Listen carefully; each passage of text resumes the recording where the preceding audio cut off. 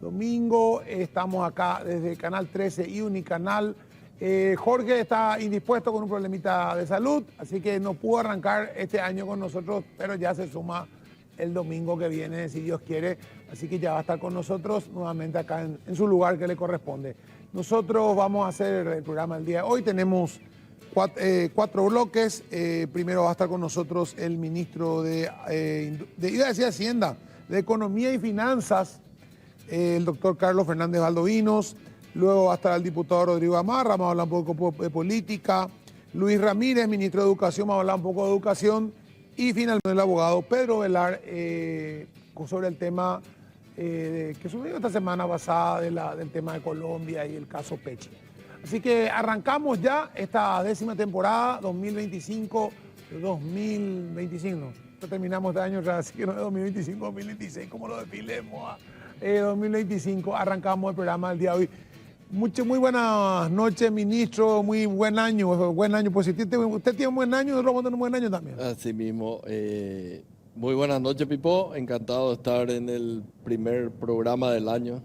Y felicitaciones, 10 años. No todos los programas alcanzan 10 años seguidos en la televisión. Así que felicidades a ustedes por la conducción. Vamos a felicitar a Jorge, que es el que tiene 10 años. Yo me sumé hace 5, este va a ser el quinto, creo que, no sé, no tengo idea. Yo también, ya no, hasta una edad nos sumamos a los años, ministro, por las dudas,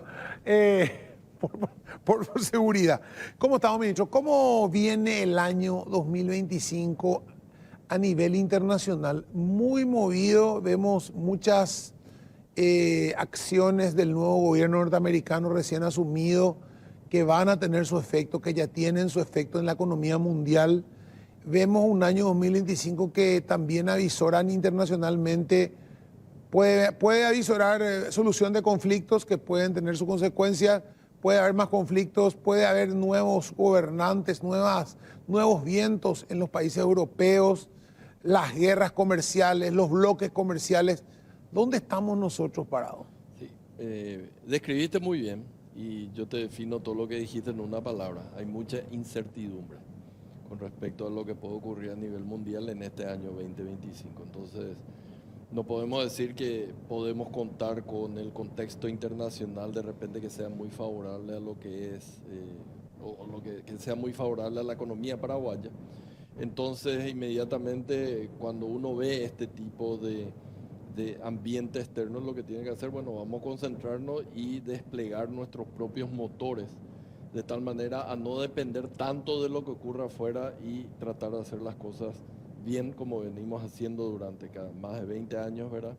Y entonces poder seguir creciendo, no para tener un buen número, como yo digo siempre en un reporte del Banco Mundial o del Fondo Monetario, sino para que se generen puestos de trabajo y la gente tenga, digamos, una remuneración que les permita mantener a la familia. A pesar de este ambiente externo difícil, a pesar de lo que el clima nos está trayendo a inicios del año 2025, que yo estuve hablando esta semana también con los productores de soja, básicamente ellos están preocupados en el sentido de que la sequía ha afectado finalmente lo que va a ser la producción 2025. Eso va a tener un impacto en lo que es el crecimiento económico del país. Pero la buena noticia es que ese impacto está lejos de ser aquel impacto que tuvimos en el año 2022, donde se destruyó 60% de toda la producción sojera. No vamos a llegar probablemente a los 10 millones de toneladas de producción de soja, vamos a llegar un poco menos, creo que ellos estiman en un buen escenario, si sigue lloviendo, así como en estos días, 9.800.000 más o menos, incluso puede ser 9.500.000, pero el punto es no va a ser tan malo, va a ser malo, pero no tan malo. Y creo que con los otros motores, si seguimos apostando en lo que es construcción, toda la parte de servicio, la parte de industria, podemos terminar este año nuevamente con un crecimiento económico del 4%, lo cual sería el tercer año consecutivo en el cual Paraguay va a estar creciendo 4 o poco más de 4%. La última vez ocurrió, esto fue entre el 2006 y 2008, que era la época del boom de las materias primas. Ahora, sin ese viento de cola, con todo lo que estuvimos hablando del ambiente externo, vamos a tener un crecimiento bastante decente. Así que soy optimista de que nosotros vamos a seguir siendo foco de atención por nuestro desempeño macroeconómico de este 2025. Vos cuando, ya pasé de usted a vos ya, pero ya la costumbre, ministro, cuando haces esos cálculos de crecimiento y cuando hablas de lo que va a ingresar por soja, por exportaciones, no, nunca metes en la ecuación las eventuales nuevas inversiones de las que se hablan. O sea, eso es otro capítulo aparte donde uno no puede estar poniendo casi en su balance algo que todavía no tiene. Claro, no, sería muy riesgoso, ¿verdad? Sabemos que están latentes ahí, principalmente estas grandes inversiones que deberían arrancar este año, que sin hacer propaganda en la parte de Paracel debería estar cerrando ya y empezar por lo menos este año. Yo creo que va a tener mucho más efecto en el 2026. Pero de todas maneras nosotros no hacemos una estimación. En realidad la estimación de crecimiento luego lo hace el Banco Central, que es una entidad muy conservadora, entonces no mete dentro de lo que son sus proyecciones estas grandes inversiones.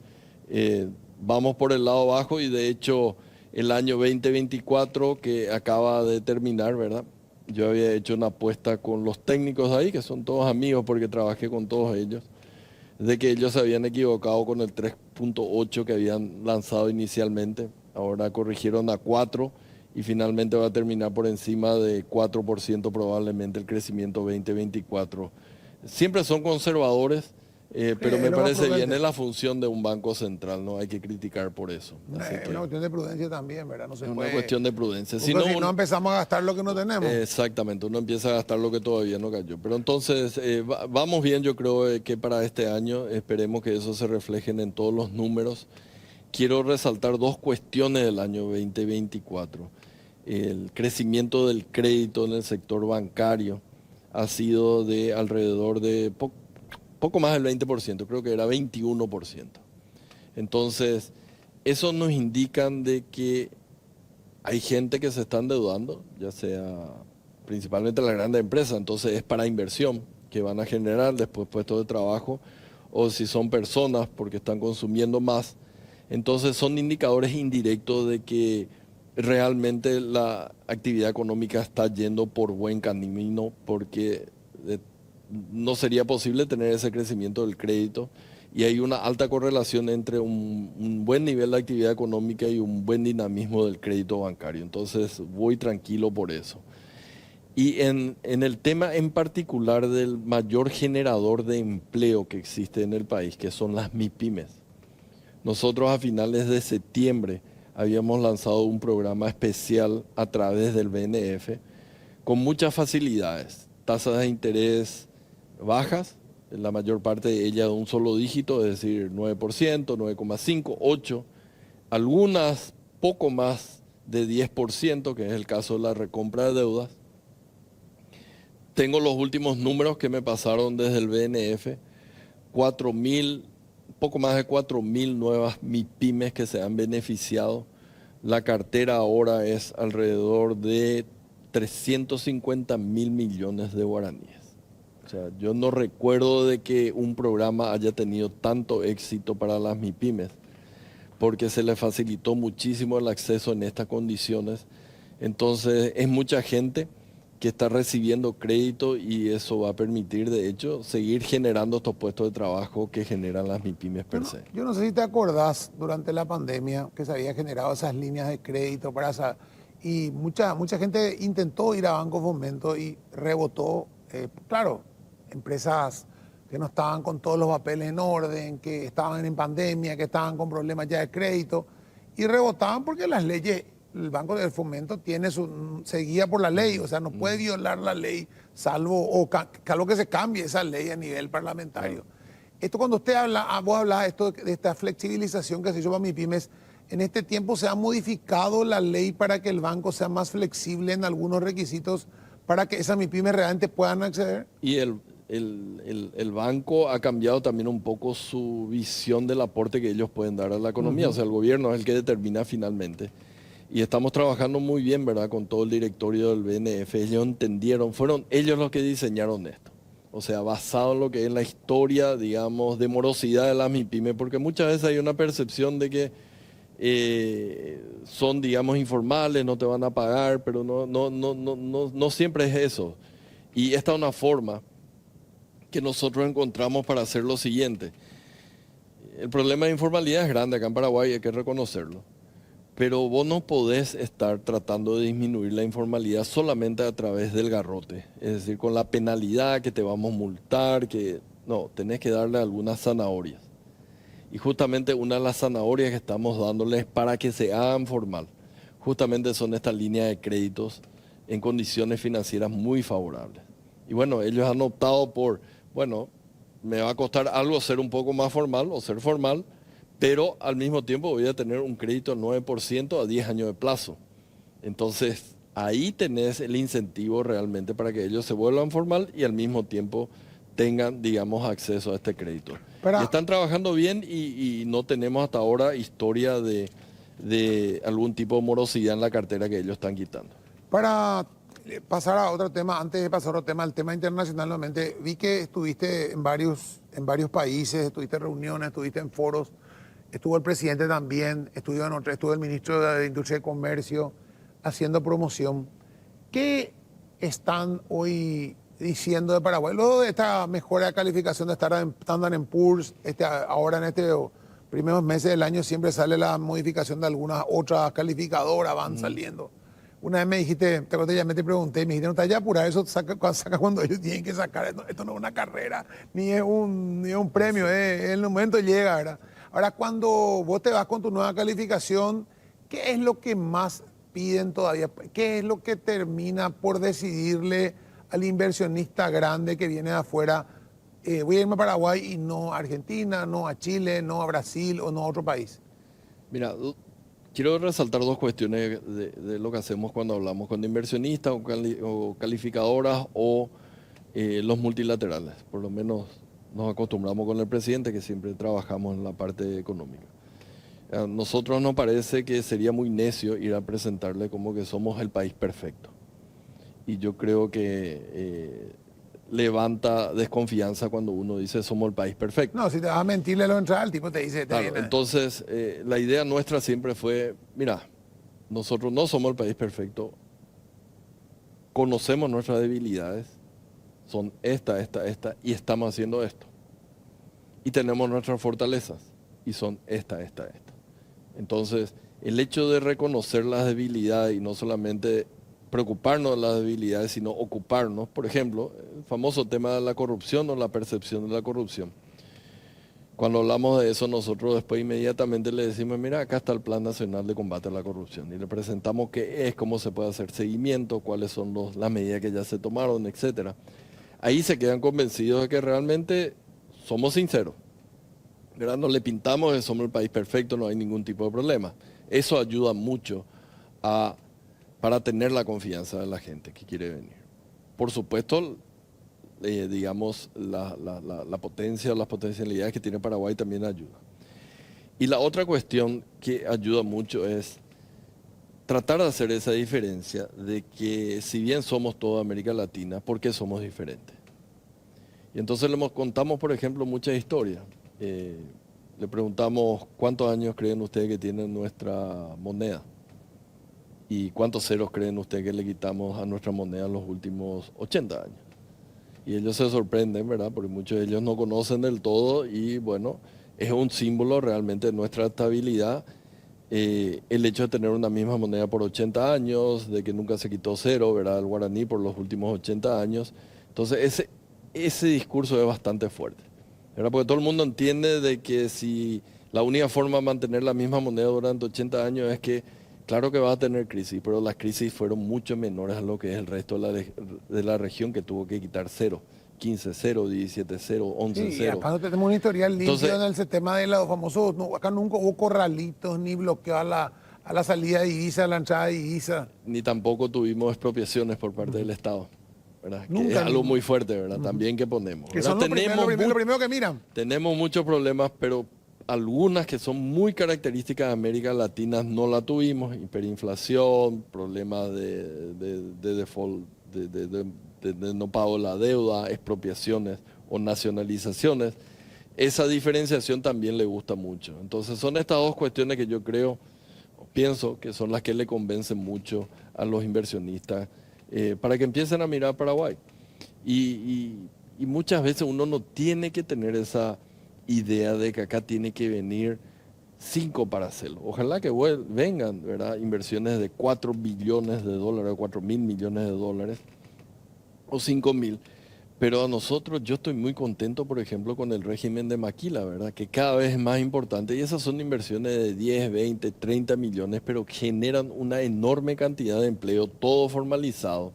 Y nos está ayudando a hacer un poco más sofisticado lo que es nuestra producción, que antes solamente era materia prima. Entonces, de a poco van llegando y a lo mejor no se hace tanto ruido, pero te juro, ayer estábamos preparando un PowerPoint, como a mucha gente no le gusta que se diga, pero el PowerPoint te ayuda a tener las ideas. Y siempre estábamos poniendo las últimas empresas que llegaban acá, pero realmente ya estaba la fábrica. Y llega y me dice mi equipo, me dice, ministro, no vamos a poder presentar más a este. ¿Y por qué no va a presentar? Y no, porque ya tenemos demasiado cuadrado toda la gente que llegó en este tiempo. Y entonces tenemos que hacer algo, vamos a tener que empezar a quitar o hacer 2 slides, no, vamos a poner algunos nomás entonces. Pero sí van llegando, no, sin mucho ruido, pero creo que con mucho empleo.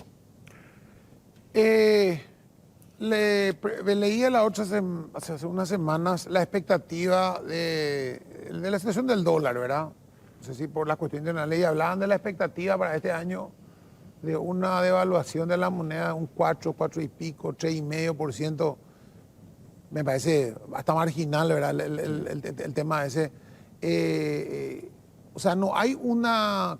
La gente te habla del número y te dice, va a cerrar el dólar a 8.200, se espera que cierre diciembre. Luego me venía así, ¿pero cuánto cerró diciembre el año pasado? Y 7.850. ¿Y cuánto es eso? Y 350 venir por dólar. Y un poco por 8.200, por 7.950. ¿Cuánto te da? Y me da 3,7%. Y o sea, yo quiero sacar préstamo en dólares ahora mismo, que voy a sacar en guaraníes, ¿verdad? Entonces, esa expectativa que ustedes tienen, ¿ustedes cómo ven el dólar? ¿También ven así por esos márgenes? Lo vemos muy estable, ¿verdad? El tipo de cambio se te puede mover por 2 razones. Algunas que no controlas, ¿verdad? Te puede hacer la Reserva Federal de Estados Unidos algún movimiento o mismo Trump algún movimiento. De hecho, hizo el año pasado. Claro, que te puede desbalancear, digamos, domésticamente, pero es un reflejo de condiciones externas o te pueden caer el precio de los commodities mucho, entonces amerita una depreciación. Y después las condiciones domésticas. Esto es algo que valoran mucho los inversionistas también, porque siempre les explicamos, mira, lo que ustedes ven de la volatilidad del dólar con respecto al guaraní en Paraguay, a diferencia de lo que son en otros países de la región, no está explicado por la parte doméstica. Acá no son las políticas, sino de repente si el dólar se fortalece contra el euro, contra el yen, contra el real, cuando hay tendencias del dólar que se aprecie frente a todas las monedas, nosotros vamos a seguir, porque si no seríamos tontos y vamos a perder todas las reservas. Entonces, ahí ellos valoran mucho de que no es un problema doméstico cuando fluctúa el tipo de cambio.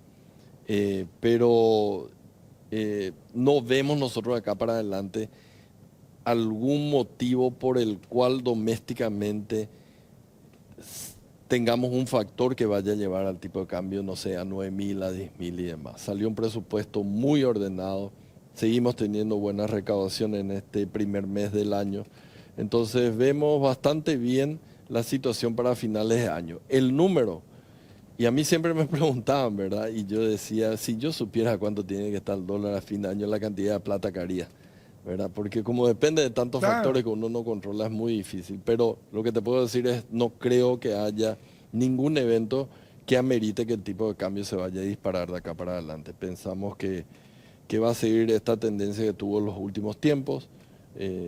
Tal vez cuando empiece a llegar más inversión incluso se aprecie. Y esa confianza que yo tengo en la moneda local es el mismo tipo de confianza que tienen los inversionistas cuando compran nuestros bonos en Nueva York en guaraníes, ¿verdad? Porque vos como tomador de crédito, vos querés tomar dólares porque sabes de que no te va a salir caro. Ahora, el que va a apostar, el que tiene la plata, va a apostar en dólares que tiene una tasa de interés menor o en guaraníes que tiene mayor. Pero si no confías en la moneda, una depreciación te hace perder todo la tasa de interés que tenés en guaraníes. Pero como los inversionistas confían en la gestión macroeconómica del gobierno, ellos estuvieron dispuestos a comprar nuestros bonos e incluso el precio de los bonos que emitimos en febrero de este año, del año pasado, en guaraníes, ahora está por encima de la par. ¿Qué quiere decir? Están valiendo más de lo que valían en ese mes de febrero. Entonces, se confía y se confía bastante bien. Veremos si este año podemos repetir esa operación en Nueva York.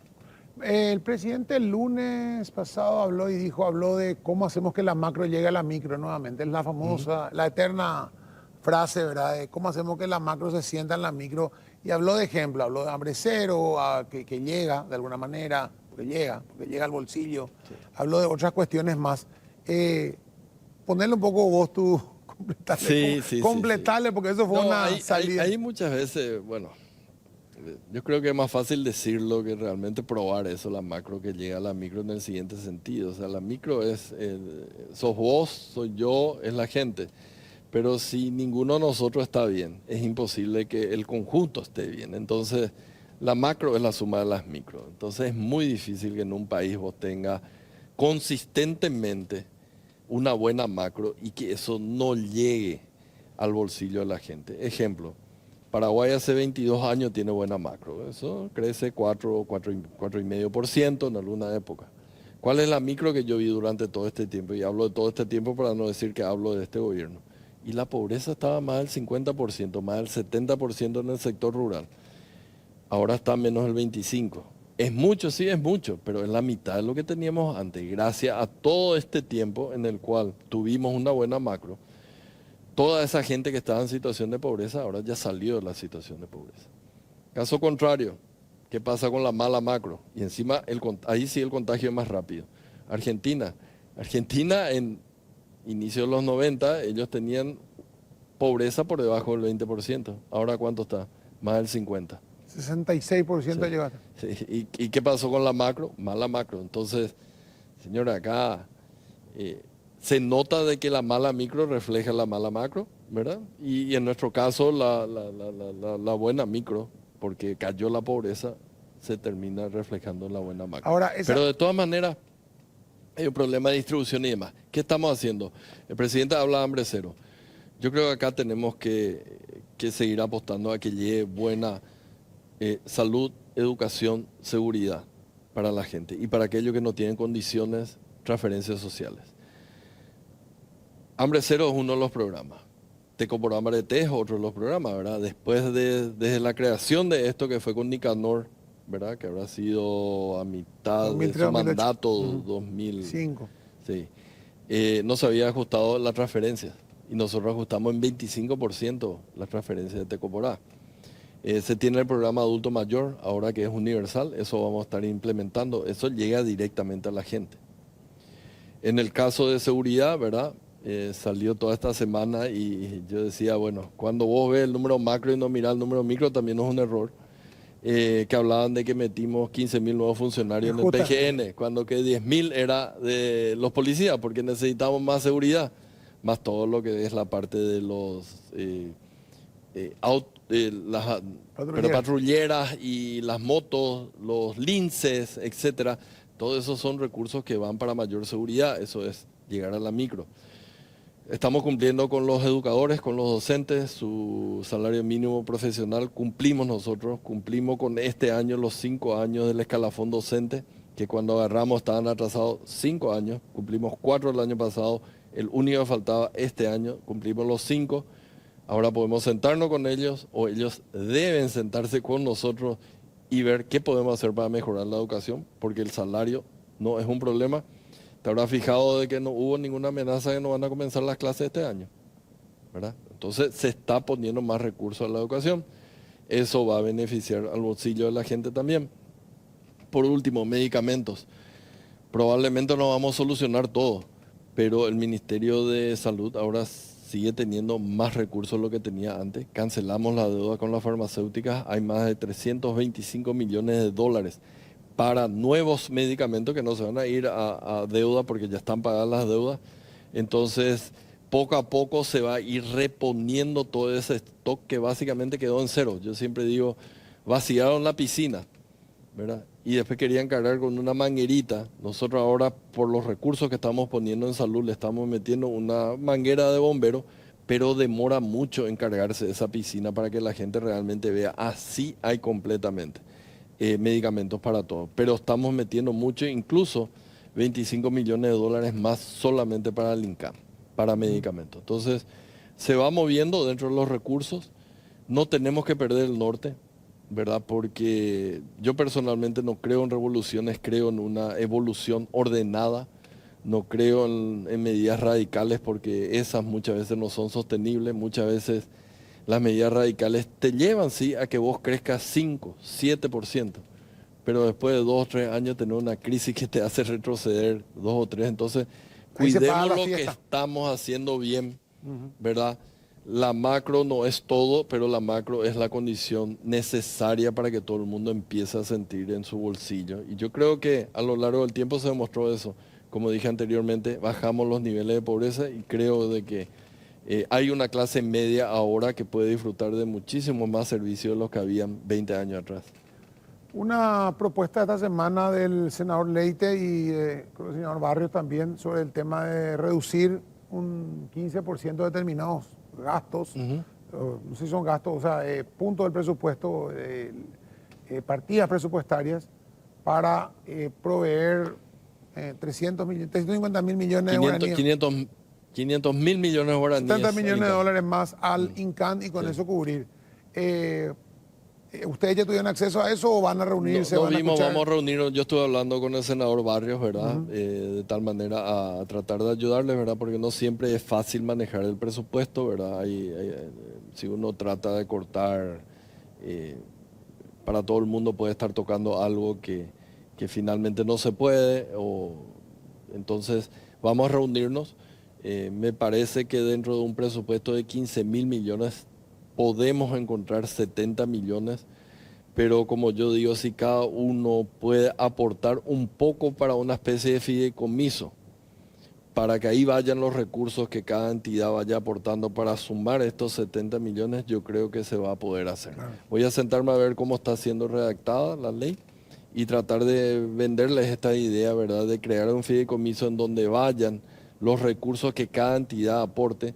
Sería importante que cada entidad elija ese 1% de repente que puede tener de disminución de su presupuesto, de dónde va a quitar, y de tal manera alimentar el fideicomiso. Pero creo que es factible y es una buena idea y se merece la gente que sufre mucho, ¿verdad?, que es la gente que tiene esa enfermedad y que encima financieramente perjudica muchísimo, porque los medicamentos son muy caros. ¿Verdad? Sí. Justamente. Ministro, hablaste del tema justamente presupuestario. ¿Te quedaste satisfecho con el presupuesto aprobado? ¿Es lo que hubieras querido otra cosa? No, sí. O sea, tenemos que ver el gran número. O sea, si uno quiere encontrar los problemas que hay, claro que lo vas a encontrar siempre, ¿verdad? Mismo en crecimiento económico vas a encontrar problemas, en la inflación vas a encontrar problemas, siempre. Pero si uno mira realmente lo que es el presupuesto, salió casi igual a lo que presentamos nosotros, es decir, un presupuesto manejable.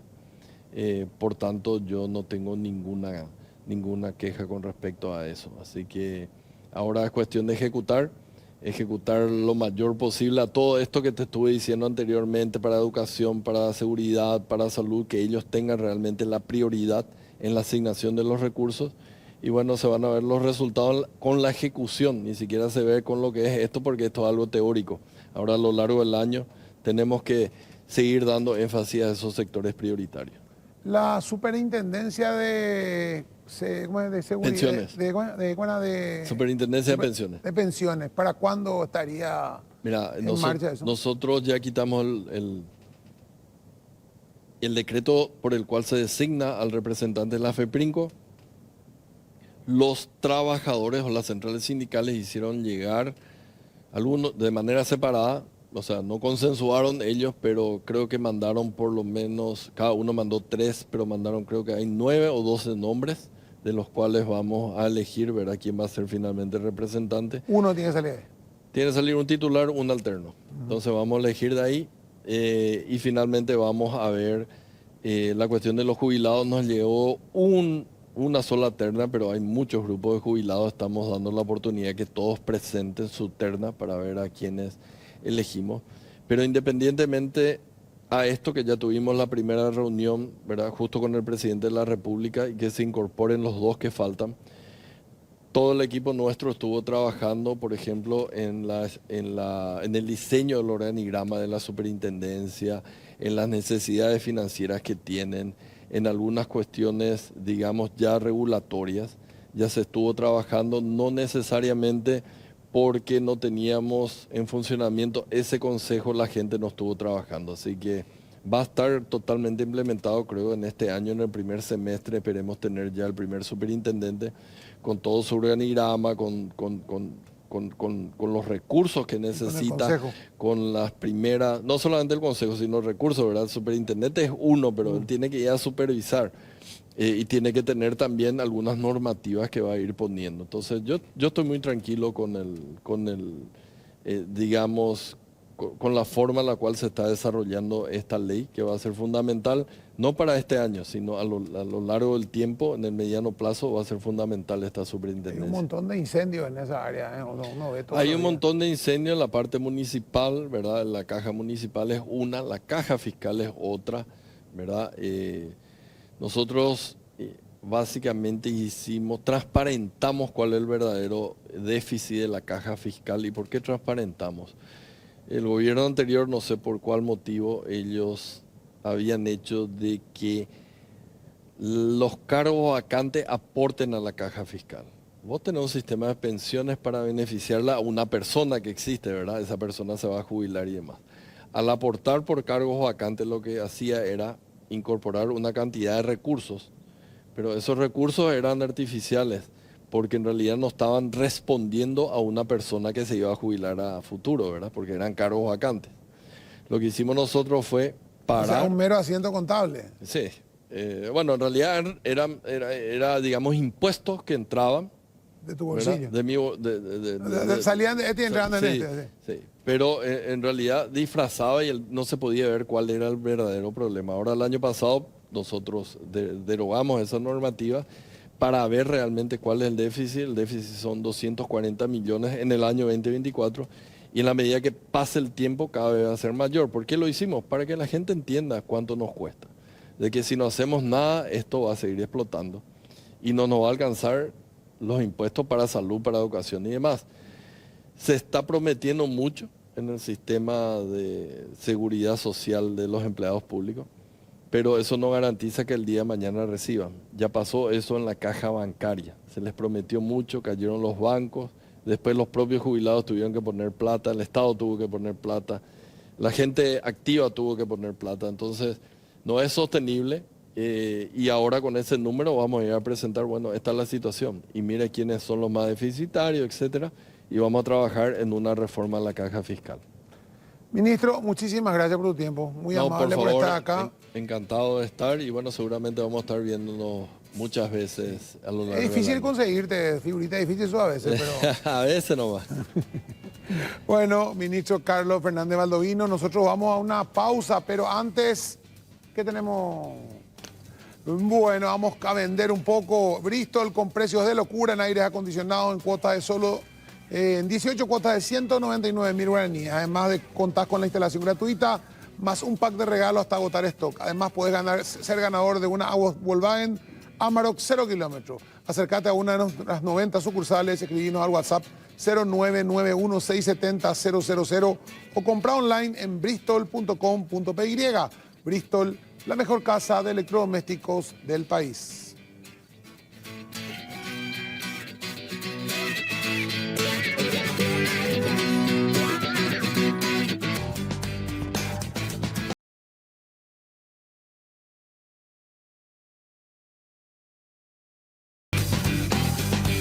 Bueno, seguimos en Caro Cruz. Ahora sí tenemos con nosotros al ministro de Educación, Luis Pay Ramírez. Vamos a hablar de todo lo que se viene, el desafío de este año 2025. desde el punto de vista educativo, desde el punto de vista de la alimentación escolar, desde el punto de vista de la infraestructura, un montón de cosas. Un año va a ser complicado, pero si sale bien, va a ser un año histórico realmente con todo lo que está haciendo. ¿Qué tal, ministro? ¿Qué tal? ¿Cómo te va? Un gusto estar contigo acá, Pipoy, con la audiencia. Y como decís, este es un año que estamos bisagra. Sí, un año que estamos apostando a acciones muy positivas, acciones, yo diría, inéditas en materia de la calidad, por ejemplo, de los kits escolares. Hemos puesto un pliego mucho más exigente en cuanto a la calidad. Vamos a tener mejor calidad, no porque yo lo diga, hay que preguntarle a los padres y a los jóvenes que son los que fueron contralores de este proceso y de la calidad de los materiales, de manera que pensamos que vamos a tener un muy buen año. También decir que hemos hecho una gestión en cuanto a kit, por ejemplo, muy interesante, con el mismo presupuesto de otros años, Pipo. Nosotros estamos adquiriendo el kit de alumnos, la innovación es un kit de aulas y para 22 distritos, 2 remeras y un buzo. O sea, con la misma plata.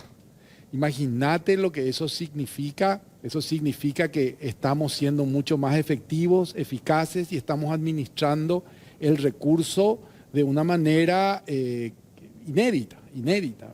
Claro, o sea, estamos hablando, justamente hablábamos recién con el ministro de Economía y hablábamos de lo que dijo el presidente la semana pasada, la macro llegando a la micro, y citaba lo primero que hablaba de hambre cero, pero también cuando vos le estás dando los útiles completos, le estás dando el material de aula, le estás dando hasta parte de la ropa que tiene que llevar al colegio y le estás dando la alimentación, estás sacándole un peso enorme a la economía familiar de encima. Mira, Pipo, eso nosotros, si evaluamos el costo de los kits que incluyen los libros, el cuadernillo de trabajo, y aprovecho para decirle a la familia, no tienen que comprar materiales, porque hay algunas escuelas, algunos colegios, algunos directores que dicen, no, esto no funciona, hay que comprar de esta otra. No hay que comprar. Eso que le entregamos son los materiales que tenemos que usar y que vamos a usar. Y vos fíjate que una familia, para llevar estos kits en cualquier otra escuela o en una escuela privada, está alrededor de los 2 millones de guaraníes. Una familia que tiene 3 hijos son 6 millones de guaraníes, ¿verdad? Entonces, fíjate ese impacto en el bolsillo. Lo mismo con la comida. Estamos haciendo un cálculo que si tiene que merendar, tiene que desayunar o tiene que almorzar y está teniendo un ahorro diario básico mínimo, yendo por abajo de 16.000 guaraníes. En 2 chicos, en 20 días, en 9 meses, ¿verdad? Eso significa un ahorro muy importante para las familias, que están ahorrando entre 6 y 10 millones de guaraníes al año. Entonces, como decís, se va a empezar a sentir eso en la vida de la familia, en el bolsillo de la gente, va a empezar a ver la consecuencia que tiene esta inversión que hace el gobierno, este esfuerzo que hace el gobierno por cubrir las necesidades que son básicas y sobre todo con un concepto de equidad, es decir, con un concepto donde reciben los que más necesitan. Y a mí me parece un concepto muy potente, muy importante decir, porque por ahí algunos dicen, quieren poner una información que no corresponde y dicen, no, lo que van a recibir solamente el 10%, no, el 100% de los chicos de los distritos priorizados van a recibir el buzo, las 2 remeras, en los departamentos de San Pedro, Caguazú, Cazapá, Itapúa, Ñembucú, Central y Alto Paraná. 22 distritos, el 100%. ¿Por qué? Porque esas son las zonas en donde los chicos a veces no van a la escuela por falta de vestimenta, ¿verdad? Entonces, la vestimenta para todos, y no es para los que necesitan. Ese es el criterio de equidad, ayudarle el tiempo que requieran los que más necesitan para poder equilibrar esa brecha que hay y lograr que ellos suban también en su rendimiento académico, en su rendimiento escolar, y que eso se puede lograr solo si están en la escuela. Si no están en la escuela, no se puede lograr. Entonces nosotros analizamos y vimos que había factores que hacían que los chicos no estaban en la escuela. El primero, el alimento, y lo segundo era la vestimenta, ¿verdad? Y ahora le estamos dando los kits en el aula para que aquel chico que por algún motivo no pudo llevar, ese día no tiene la mochila para llevar, tenga en el aula los kits y no tenga que ir y venir con sus materiales. La escuela va a tener los materiales, ¿verdad? O sea, estamos haciendo un esfuerzo inédito, podemos hablar de kit y podemos hablar de otras áreas también, para que se vea este esfuerzo que, como bien decís, va a empezar a tener una tracción ahora en las escuelas públicas, ¿verdad? Usas un término muy interesante cuando te referís, decís inversión que estamos haciendo.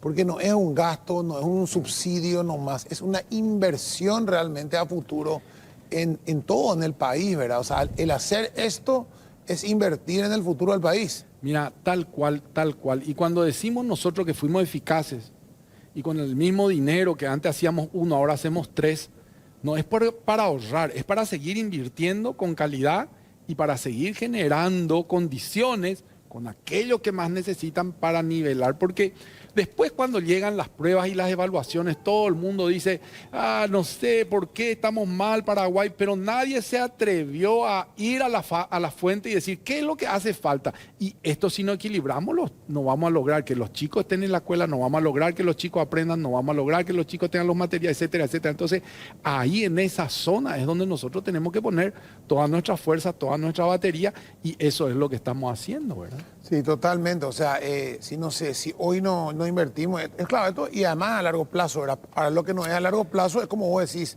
ese ahorro de casi 10 millones de guaraníes que va a tener una familia, sobre todo una familia de muy escasos recursos, vos me estás diciendo, vamos a ir a los lugares más críticos y le vamos a dar esto, le vamos hasta ropa le vamos a dar. Esa familia, 10 millones de guaraníes, es una fortuna. Es una fortuna, es un antes, un después. Y fíjate, otro dato, te voy a dar un dato de cosas que ya investigamos. Como empezamos también en los distritos priorizados con el proyecto Hambre Cero, el nivel de participación era de 50, 54% de asistencia de los chicos a clase. Hace 10 años hay todo tipo de proyectos y de programas para captar, se le dio tecnología, computador, todo. Desde que está Hambre Cero, 96% es la participación, la presencia de los chicos. No faltan los chicos, ¿verdad? Entonces, fíjate lo potente que es. ¿Por qué es potente? Porque ese chico antes no estaba en la escuela, ahora está en la escuela. Ahora viene, no solo está en la escuela, se alimenta, tiene posibilidades, tiene los materiales y ahora también tiene los recursos pedagógicos con los maestros que están y tampoco está en la calle, ¿verdad? Y tampoco está en la calle. O sea, por eso es una apuesta a la educación, es una apuesta de presente, pero que impacta en el futuro y en el desarrollo, sobre todo, de un país, ¿verdad? Entonces, a mí me duele mucho cuando se toca la educación o se pone la educación como un elemento para situaciones particulares, mezquinas, políticas, que no tienen nada que ver con la educación. Y te voy a decir por qué, Pipo. Porque no le hacen daño a un ministro, no le hacen daño a un presidente, no le hacen daño a un gobierno, le hacen daño al futuro, le hacen daño a los niños, le hacen daño a los jóvenes. ¿Por qué? Porque si nosotros mismos no generamos credibilidad en una institución tan potente como la escuela y los chicos no están en la escuela, ¿qué futuro nos depara? Entonces nosotros tenemos que tener mucho cuidado cuando vamos a hablar. Y yo digo una cosa, y vos me conocéis y sabés, aceptamos todas las críticas, recibimos todas las críticas y de buena ley. Y si nos equivocamos, no tenemos problema de decir, fallamos, vamos a enmendar. Pero no se puede desarrollar la educación, no se puede construir una educación de calidad sobre la mentira, sobre las cosas falsas, sobre lo que no corresponde, sobre lo que no es. Entonces, trabajemos con crítica. La crítica es bienvenida y nos ayuda a mejorar, pero cuando se basa en situaciones mentirosas, le estamos haciendo un daño a la educación. Y eso es otro de los puntos que este 25 queremos desarrollar, que es el pacto de la educación. Es decir, vamos a ponernos de acuerdo los paraguayos, qué cosas vamos a cuidar si queremos tener un buen futuro. Esto no estoy inventando, ya lo hicimos antes con otros productos importantísimos. Y imagínense con la educación, que es trascendental. Pero los paraguayos antes no nos poníamos de acuerdo con relación a la carne. Desde que decidimos ponernos de acuerdo, generar reglas de juego estables, generar reglas de juego para todos, respetar esas reglas de juego entre todos, ¿dónde estamos hoy en la producción de carne? Somos uno de los mayores productores del mundo.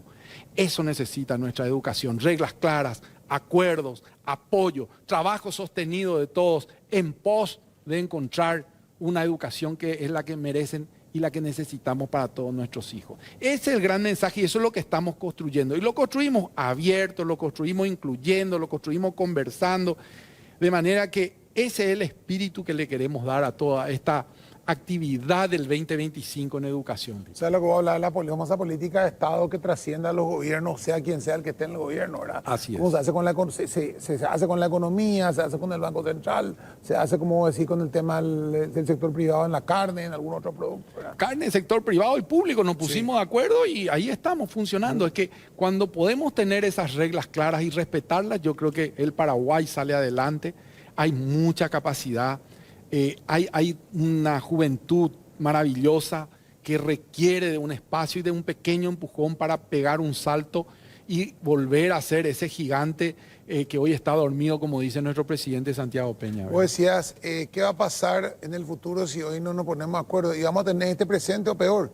Hoy tenemos un presente que nos asusta, decimos, ¿cómo llegamos a esto? Sí. Ahora, vamos a salir de esto. Y si no salimos de esto, va a ser esto peor nomás, dentro de 30 años. Esa es la realidad.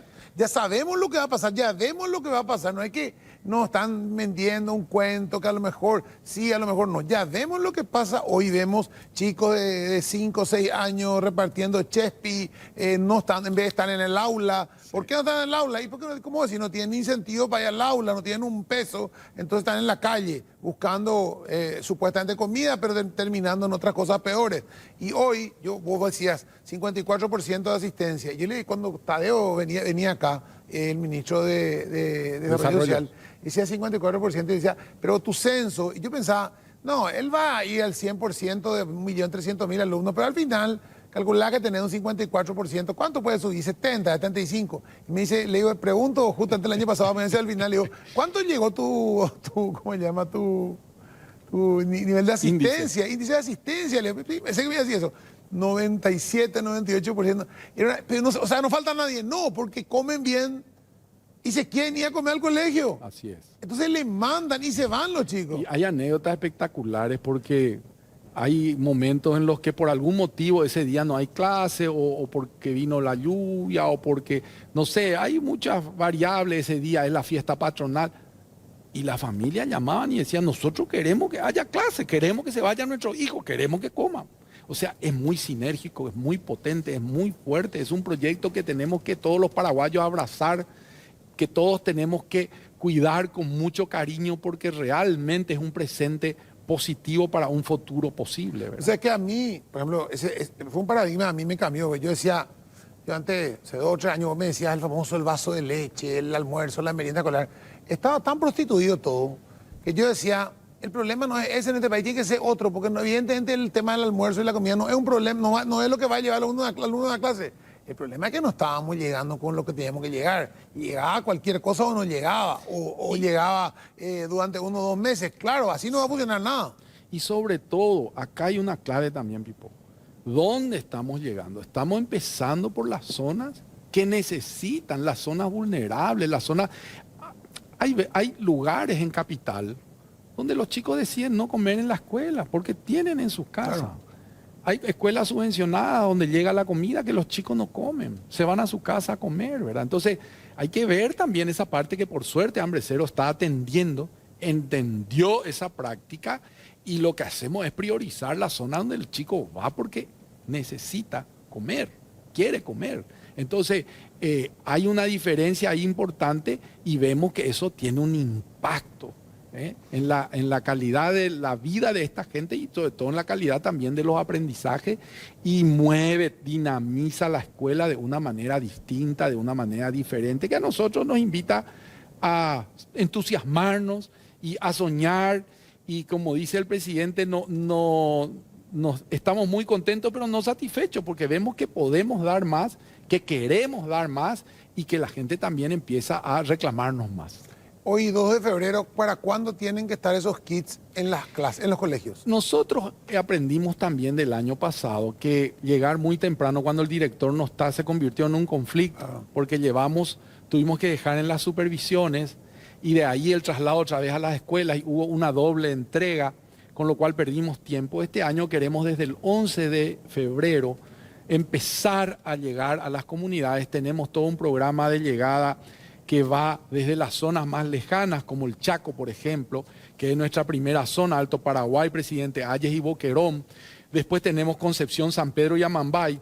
Después vamos a Alto Paraná, Canindeyú, después Ñembucú, Itapúa, Misiones, y así venimos a Guairá, Cordillera, Paraguarica, Aguazú, Azapá, para terminar en Capital y en Central, ¿verdad? Ese es el esquema de entregas que tenemos, que va a arrancar el 11 de febrero. No es que ya el 11 va a llegar, va a arrancar el 11 de febrero en este orden. ¿Tiene que estar máximo para él? Y nosotros pensamos que el 24 de febrero, que arrancan las clases, sería ideal que tengamos ya la llegada de los kits. También hay que reconocer, este año hicimos una innovación en base a la experiencia del año pasado. Nos llamaban la familia y decían, a mí no me entregaron, yo todavía no pude, yo no tengo, ¿qué es lo que pasa? Entonces hicimos dos cosas. La primera es pusimos dentro de los kits, de la bolsita, papá, mamá va a encontrar una lista de qué cosas contiene ese kit. De manera que si llega incompleto, tiene un 0800 ahí donde puede hacer la denuncia. Y que puedan denunciar si no reciben, y que puedan denunciar también si llega incompleto o abierto, que también ocurrió. Eso por un lado. Y por otro lado, vamos a hacer el Día Nacional de la Entrega de los kits. No se va a entregar el 24, el primer día. Vamos a entregar ya cuando, porque hay alumnos que se inscribieron en una escuela o terminaron el año pasado una escuela, pero ahora hicieron su examen complementario, terminaron y se mudan de escuela. Y ahí hay un desfasaje donde no le llega todavía el kit. Ahí tenemos una semana de ajuste de llegada del kit. Y ya entonces, desde los primeros días de marzo, elegir el Día Nacional de la Entrega. ¿Para qué? Para que todos los padres de la República sepan que es ese día, el día que su hijo va a llegar con el kit a la casa. No me entregó, no. Y el director tiene que velar, los maestros tienen que entregar y tenemos que ser responsables de que ese kit llegue a la casa ese día, ¿verdad? Había unos cuantos puntos estratégicos que tenían que ver con la educación. Uno era el tema de alimentación, que ya está atendido. Sí. Otro es el tema de la llegada de los kits en condiciones, que creo que está atendido también con esto. Y quedan infraestructura, y quedaba el tema de los maestros. Por un lado, el ajuste salarial que se le debía, que hoy este año se completa. Es una realidad, ¿verdad? Eso. Pero como contrapartida de eso, la capacitación de estos maestros que tenían que capacitarse. Excelente. ¿Querés empezar por hablar de infraestructura o querés empezar a hablar de los maestros? Sí, vamos a hablar de infraestructura, porque también llevamos nosotros trabajando un poquito más que 15 meses, y cuando nosotros llegamos hicimos una investigación sobre los 6.800 locales que necesitaban algún tipo de reparación. Locales. Y aquí... O baños, por ejemplo. Claro, baño, a lo mejor en alguno era arreglar un techo, una ventana. Locales, porque en un local funcionan a veces hasta 3 instituciones. A la mañana la escuela, a la tarde el colegio y a la noche la educación de adultos. Entonces, un local, cuando yo arreglo un aula, impacté en 3 instituciones. Nosotros desde que llegamos hasta hoy hemos reparado 4.000 locales. 1.500 locales en manos de gobernación y municipios, y el resto, 2.000 y poco de locales, en manos del ministerio a través de sus distintos programas y proyectos. Nosotros desde este año también en el presupuesto incluimos un rubro para reparaciones y refacciones que no existía. Lo hacíamos con fondos del FEI y con fondos de otras, desde otros lugares. Ahora tenemos un fondo para mantenimiento y eso es muy importante. Hace más de 12 años eso no ocurría, ahora vuelve a ocurrir. Y tenemos locales donde nos comprometimos desde la llegada a solucionar el tema de agua, y lo hemos solucionado. Y el problema de los baños y las letrinas, donde estamos en un 70% más o menos de solución de esos locales. ¿Por qué no llegamos a un 100%? Por distintos factores, sobre todo por algunas escuelas que están vinculadas en comunidades de indígenas que tenemos un relacionamiento y un trato diferente, distinto, donde trabajamos con ellos, vamos haciendo un proceso de inversión también adecuado a lo que es la realidad de ellos, de manera que eso lleva otro proceso. No podemos entrar nomás y decir, bueno, ahora sí vamos a construir, aquí así van a ser los baños, no podemos. lo hacemos con un intercambio y una construcción de equipo con los mismos profesores de los pueblos originarios, ¿verdad? Entonces, en materia de infraestructura vamos a tener la reparación gigante ahora con el proyecto del Banco Mundial y la obra del MOPC de 316 escuelas grandes, y vamos a tener por primera vez en 50 años, o no sé, no recuerdo, la reparación completa del Colegio Nacional de la Capital con una inversión de más de $1 millón, la reparación y la generación de talleres de primer nivel, porque eso no es solo la construcción, sino todo el equipamiento del Colegio Técnico Nacional, un colegio emblemático, es decir, 2 escuelas emblemáticas del Paraguay totalmente nuevas y remozadas con una inversión de más de $2 millones. Los 7 centros de formación docente van a ser apuntalados y vamos a construir y a mejorar la infraestructura, que son las escuelas públicas quizás con más cantidad de alumnos.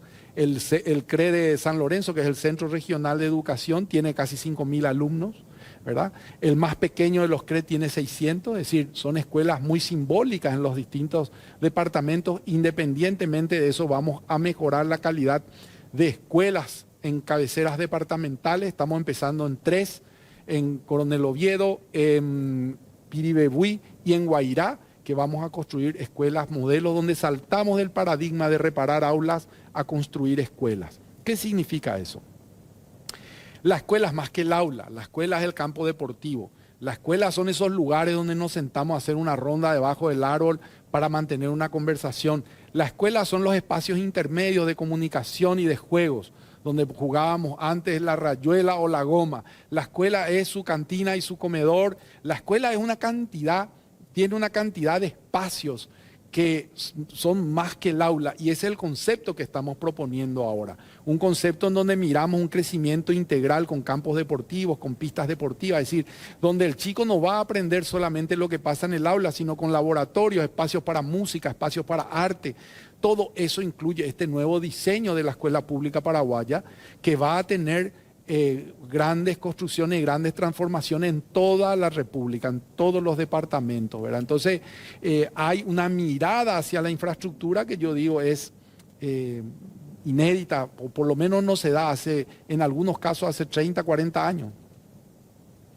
Y el tema ahora sí, el tema de la capacitación a la que accedieron como parte de una negociación los docentes. Y decían, bueno, si ustedes nos dan ese aumento, que faltaba un 4,4% que se completa ahora y se cumple con ellos, nosotros vamos a aceptar la capacitación que ustedes plantean. ¿Eso ya está en marcha? Sí, y mira, Pipo, ahí hay algo muy importante. Cuando llegamos nosotros nos dijeron, ministros, no se pueden hacer los concursos.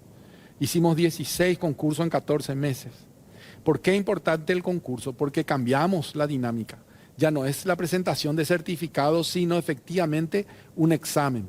Y un examen que generó mucho comentario, con lo cual a nosotros nos pone muy contentos, porque de 56.000 que se prepararon para ingresar al banco de elegibles, entraron 18.000.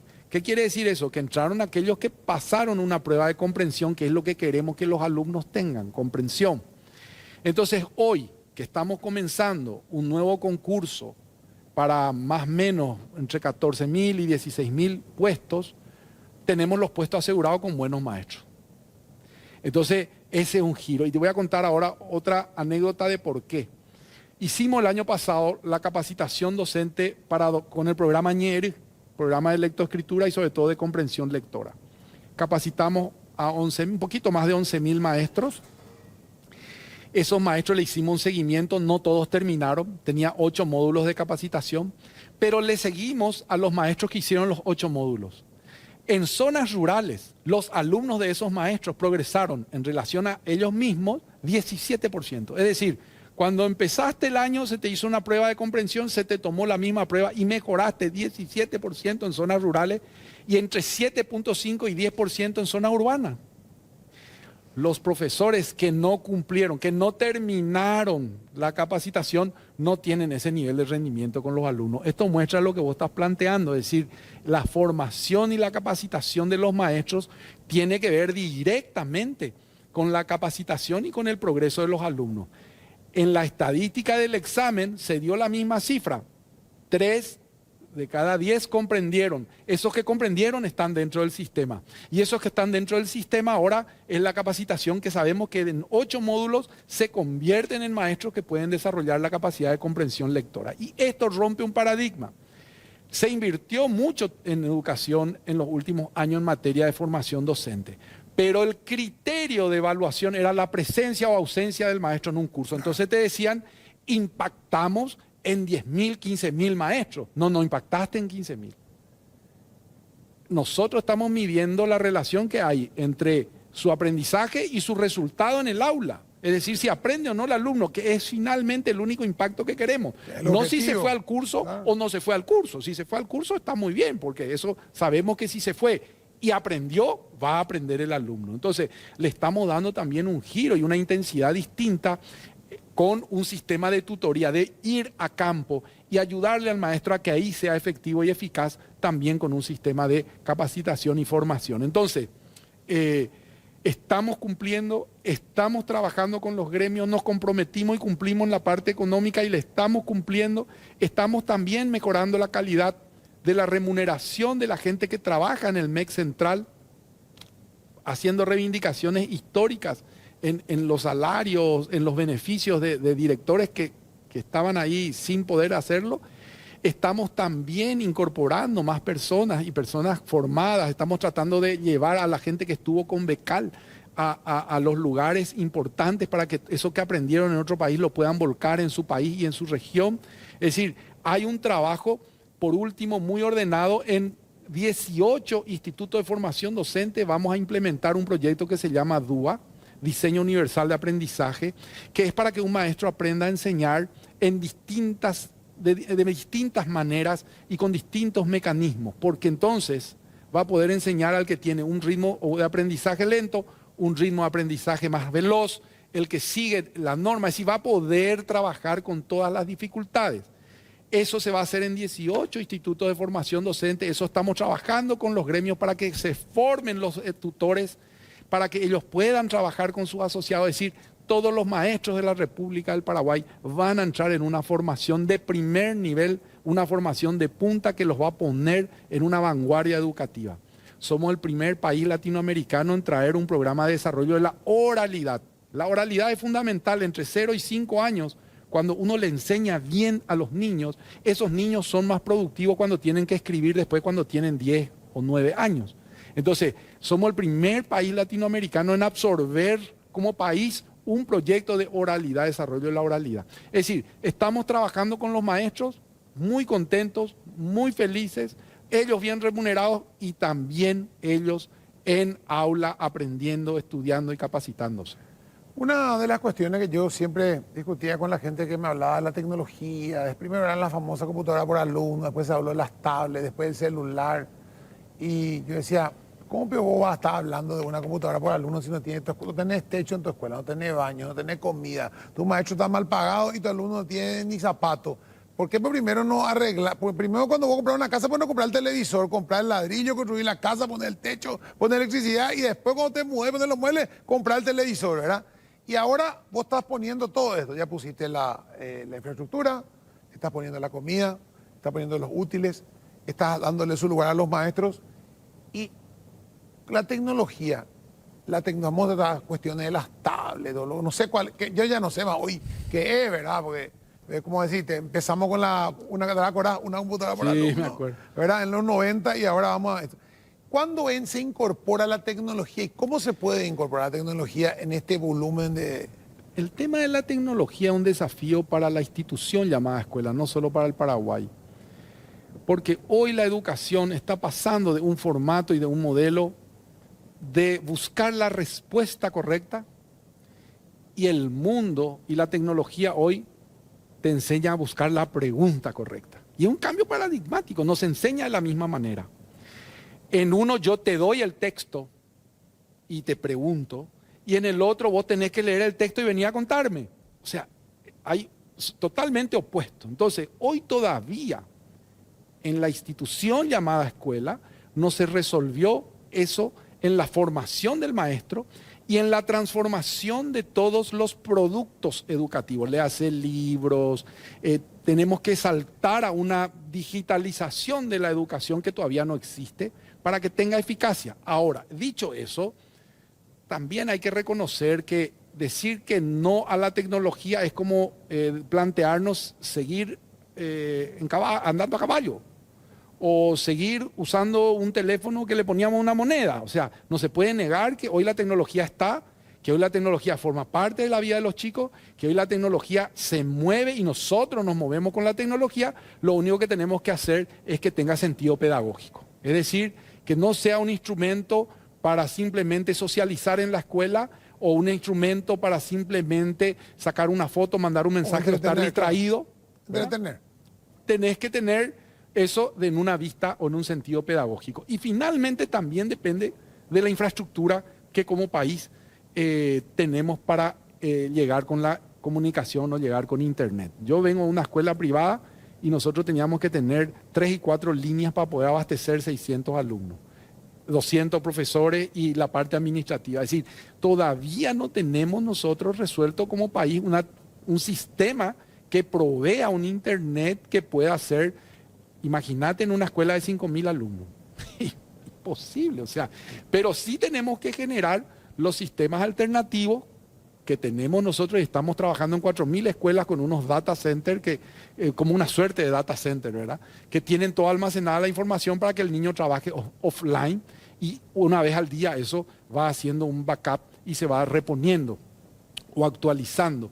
Concretamente, la tecnología, nosotros estamos trabajando en la apropiación, que el maestro se apropie primero de la tecnología para poder después ya decir, bueno, vamos a hacer esto por esos medios. Pero como muy bien dijiste, estamos trabajando todavía en el cimiento, estamos trabajando todavía en el techo, estamos trabajando todavía en las conexiones internas de la escuela y va a llegar un momento en que vamos a pegar también ese salto para la tecnología, ¿verdad? Ministro, muchísimas gracias, mucha suerte, mucho éxito, realmente es clave para vos, para todos este año, para todo el país este año va a ser clave y te deseamos todo el éxito. Yo creo que lo va a hacer, sé que lo va a hacer, confío en tu gestión. Gracias, Pipo, y sobre todo yo digo siempre algo, esto no es una cuestión del ministro de Educación. Sí, no te estás candidatando a nada. Sí, no, esto es el futuro de nuestros jóvenes, esto es el presente. Porque a veces la gente piensa en el futuro como algo lejano.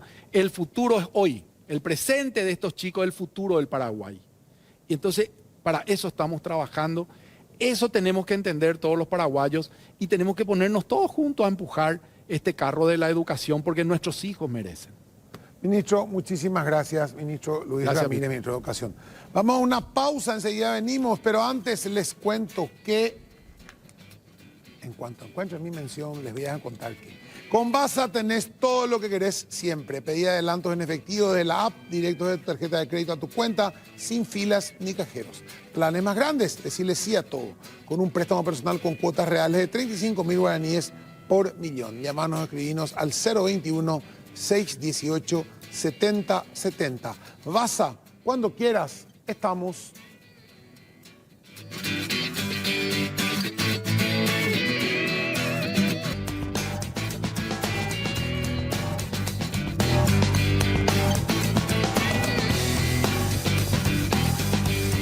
Bueno, llegamos al tercer bloque de nuestro programa número 1 de la 10ª temporada de Caro Cruz. ¿Qué tal, diputado Rodrigo Gamarra? ¿Cómo estás? ¿Cómo estás, Pipo? Un gusto estar compartiendo con vos y con toda la audiencia. Nosotros comenzamos la temporada, pero vos ya, tu temporada comenzó en enero por ahí ya. Sí, no, yo no tengo todavía vacaciones.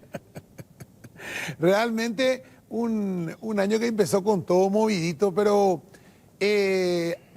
hablábamos recién antes de empezar del nivel de torpeza, ¿verdad? De la mal llamada oposición, porque realmente no entendés qué son, ¿verdad?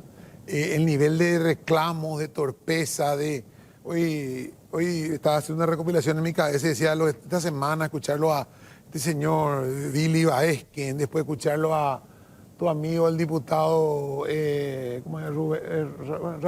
Raúl Benítez. Yo le digo de otra manera, porque en otro programa acá no me dejan decirle de otra manera. Y ver el nivel de torpeza en que se entra y decir, ¿vale la pena contestarle? Y yo de repente digo, sí, hay que contestarle porque hay que evidenciarle, ¿verdad? ¿O vos qué opinas? Yo siento pena, vivo, por la oposición que hoy tenemos en el país realmente. Siento pena y de corazón te digo, ¿verdad? Obvio, para nosotros una ventaja muy grande como Partido Colorado tener este tipo de... Pero es como que estemos jugando, no sé, el equipo de primera campeón del mundo contra el primera de ascenso allá de no sé dónde, ¿verdad? O sea, hay una diferencia demasiado grande y hasta parece ya humillante a veces, ¿verdad? Pero concuerdo contigo que siempre hay que salir a desmentir porque dentro de todo ellos no tienen jugadores líderes, pero tienen un conglomerado de medios que al final son los que juegan el partido para tratar de embarrar la cancha, ¿verdad? Como ya no tienen forma de ganar el partido con estrellas, con lujo, con goles, con show. Solo le queda pegarle al referee, ¿verdad? Tratar de apagar la luz, tirarse al piso, tirarse al piso, ¿verdad? Tirar piedra al arquero. Entonces es lo único que les queda. Y es lamentable, es triste, porque son gente que no tienen argumento, gente que no tiene noción, parece, de lo que es hacer oposición o lo que es hacer política en el Paraguay. Y así les va, ¿verdad? Hoy están totalmente desacreditados. Se discuten por temas totalmente irrelevantes, irrisorios y que no tienen trascendencia y que a la gente no le interesa. Mientras que el Partido Colorado, nosotros y nuestro presidente sí se ocupa de las necesidades reales de la gente, darle de comer a los niños, buscar ventajas para que la gente pueda tener su casa propia, que puedan haber nuevos empleos, que vengan inversiones al país, que podamos mejorar infraestructura a través de APP o del Estado. O sea, eso es lo que a la gente le interesa, no lo disparate de esta oposición perení, de esta oposición cachiñay, ¿verdad? Imagínate, le escuchaba en estos días a esta señora que a veces no sabe de qué raza o qué etnia es, ¿verdad? Esta celeste amarilla, ¿verdad? Diciendo esto una mariconada, decía, ¿verdad? Porque se presentó un proyecto para averiguar quién dio autorización para que un dron pueda espiar al presidente o si estaba en condiciones o solicitó los permisos correspondientes en la DINAC, ¿verdad? Esa es su defensa, ¿verdad? Esa es su defensa, totalmente pobre, triste. Lo que le caracteriza, le representa a una persona que evidentemente tiene pocas luces, tiene muy poco conocimiento, es una paracaidista, está ahí simplemente por el poder del dinero y del alimento de los niños. Entonces, su bajeza intelectual y su pobreza te demuestra que... La misma que está pidiendo que el Estado le dé un blindado para protegerle de los amigos de su hermano que le quieren matar. De una historia que inventó ella, ¿verdad? Sí. Una historia que inventó ella, que le quiere hacer gastar millones de guaraníes al Estado para algo total y absolutamente absurdo, ¿verdad? Y te hacen perder el tiempo a veces de repente. Por eso que, como vos decís, está el debate si le contestando. Yo creo que algunas cuestiones hay que contestar, pero más bien para aclararle a la gente lo que estamos haciendo, para mostrarle lo que estamos haciendo, ¿verdad? Porque es el dilema hoy en la era de la posverdad, donde quién miente y quién dice la verdad, es el debate, ¿verdad? Y entonces creo que las redes sociales ayudaron muchísimo a eso, o están ayudando bastante, porque el presidente por lo menos y nuestros ministros, ¿verdad? Utilizan bastante bien esa herramienta para poder comunicar y para poder mostrar los avances o en qué estamos o cuál es la hoja de ruta del gobierno, ¿verdad? Sumamente positivo yo veo hasta ahora, ¿verdad? Los viajes del presidente son justamente para mostrar lo que el Paraguay ofrece. Lo escuché en esas últimas conferencias cuando hablaba del agua que nos caracteriza, de las oportunidades, de las tasas impositivas, ¿verdad? Y de lo que es que podemos también ser el granero para alimentar al mundo. O sea, todo lo que realmente le beneficia y que quiere escuchar a alguien de afuera y que puede ser justamente el disparador para que mañana venga a hacer una inversión importante, como ya ocurrió en la época de Horacio Cartes, ¿verdad? También ocurrió, ahí vino el Shopping Paseo Galería, que hizo una inversión monstruosa donde hoy trabaja un montón de gente, ¿verdad? Y esas son las cosas que nosotros tenemos que seguir replicando, tenemos que ocuparnos de lo que la gente necesita, ¿verdad? Y yo creo que el camino correcto, por eso es lo que está haciendo el presidente, y esa comunicación directa me parece que es la más acertada, o por medio que sí demuestran por lo menos objetividad o que tienen intenciones de ser objetivos y de hacer análisis profundo. Yo estoy sumamente convencido que la libertad de expresión y la libertad de prensa no tiene precio, nada puede restringirla, pero tampoco recostados en eso tenemos que apañar las barrabasadas, las mentiras, las difamaciones, las calumnias y los intentos de destruir imágenes públicas, ¿verdad? Así que me parece que la oposición, si no cambia el rumbo, que no lo veo que lo va a hacer, nosotros hasta por eso hoy nos adelantamos 4 o 5 años en hablar de quién va a ser el próximo presidente, ¿verdad? Porque te da ese margen al no ver absolutamente nadie enfrente, pero ojalá haya, ¿verdad? A mí me interesaría que salga alguien porque es bueno poder competir y también poder seguir superándonos nosotros mismos, ¿verdad? Antes desde el Parlamento, desde la política, surgían las voces y los medios nos hacíamos eco de esas voces a favor o en contra, ¿verdad? Me gustó lo que dijo el diputado fulano, el senador Mengano, tal partido, tal postura, había medios que con una posición, medios. Hoy los medios toman posición y estos diputados y senadores de la oposición son el eco de los medios de comunicación. O sea, se invirtió el papel de una manera errónea, ¿verdad? Porque realmente, ¿quiénes son los elegidos por el voto popular? Ustedes, sea tu correligionario, o sea un liberal, o sea un colorado, o un no sé, patriarquerista, creo que hay uno, pero no importa.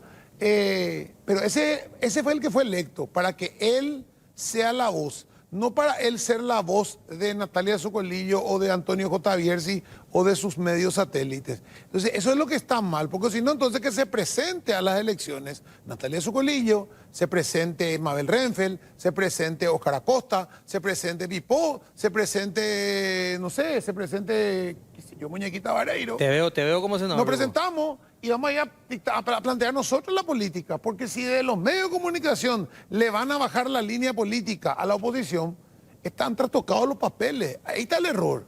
O sea, ellos tienen que entender, como ustedes entienden, que son representantes de vos representás a tus votantes, ¿verdad? A tus seccionales que te votaron, a los que te apoyaron, y a ellos vos le escuchás, y a ellos vos le representás, y vos vas a defender sus intereses. Para eso te votaron.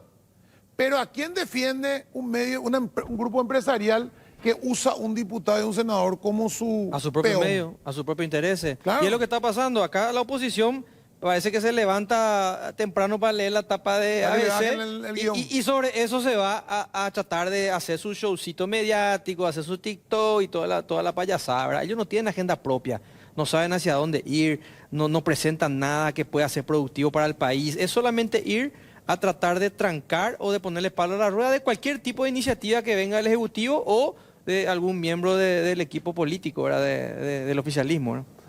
El senador Leite habló por lo menos, va a presentar, hablábamos con el ministro Fernández Vallovino en el primer bloque, que van a escuchar, se van a entrar a hablar, una propuesta para hacer un recorte de un porcentaje de algunos gastos del presupuesto y financiar el INCAM, ¿verdad? El Instituto del Cáncer en el 100%.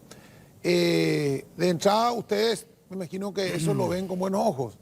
Brillante proyecto, ¿verdad? Yo todavía no, me enteré también hoy por los medios y me parece bastante y sumamente interesante desde el título, ¿verdad? Todo lo que tenga que ver con poder ayudarle a la gente que más necesita, que son justamente los enfermos oncológicos, es brillante y tenemos que aplaudir, pero con los pies y las manos, ¿verdad?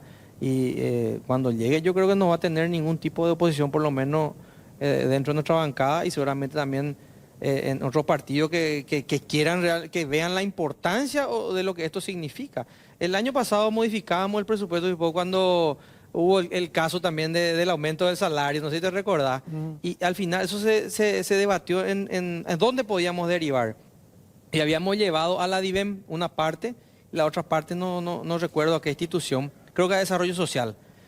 Y yo había dicho, pero ya un poco tarde, que le hubiésemos dado más a la DIVEM, ¿verdad? Porque son los lugares donde la gente más humilde recurre. Aquel que ya no tiene para comprar un medicamento costoso, aquel que de verdad tiene un problema grave de salud. Entonces, esa es la gente que acude a este tipo de lugares, ¿verdad? El que está nomás lo mejor, vamos a decir, a lo mejor tiene su seguro privado y esas cuestiones, ¿verdad? Pero el más necesitado, el más vulnerable, el que va a estos centros públicos, ¿verdad? Como el caso del INCAM y como el caso de DIVEN, y es ahí donde yo digo que tenemos que seguir, por eso reforzando, y desde ese punto de vista aplaudo con todas las letras esta iniciativa del senador Leite, creo que el senador Barrios también, y Sí. visto al asesor jurídico ahí, Sergio Godoy. Pero el problema es que hicieron el quincho, dijo que a veces leí esta semana que el problema se hizo en el quincho. O sea, Y no sé qué, no se sé, hace en el quincho, depende de dónde se haga la no ley, sé en qué parte de la proyecto. Constitución Nacional dice Sí. que no se pueda redactar en tu escritorio, en tu casa, en tu oficina. Debe haber o algún capaz que inciso. hay algún lugar donde dice, ¿verdad? Pero vamos o a en el buscar. reglamento interno a veces.